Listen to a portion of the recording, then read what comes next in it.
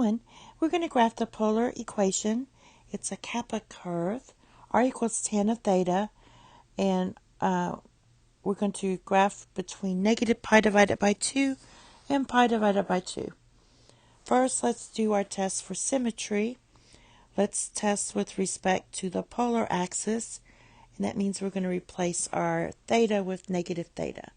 So we're going to get R equals tan of negative theta, which equals negative tan of theta. Since these two equations aren't equivalent, that means this test fails.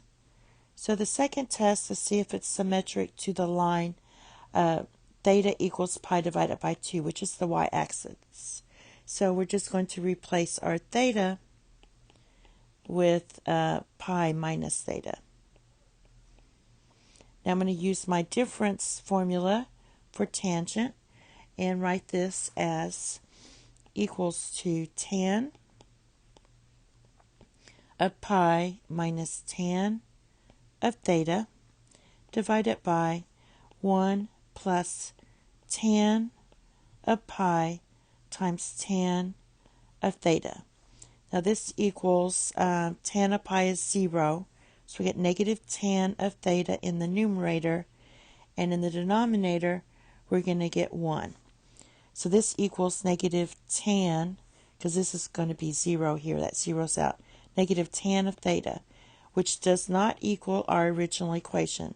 So this test fails. And for your pole, you replace r with negative r.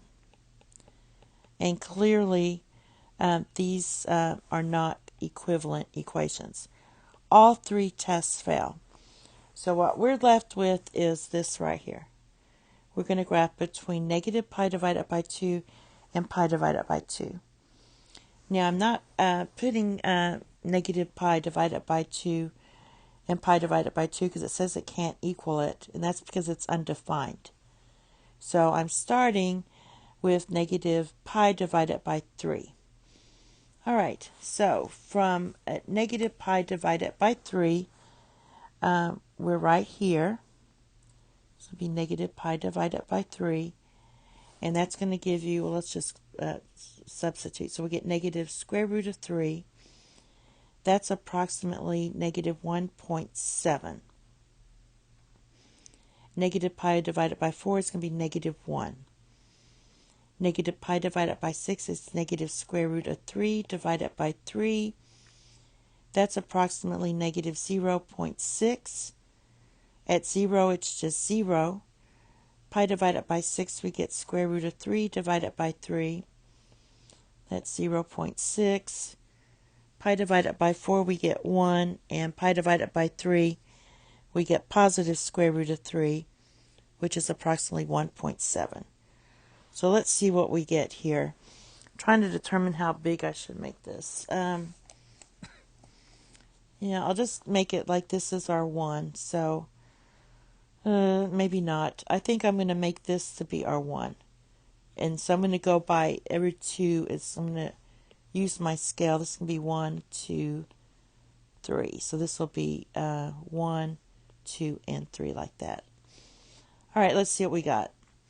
At negative pi divided by 3, that's this one, we are at negative 1.7.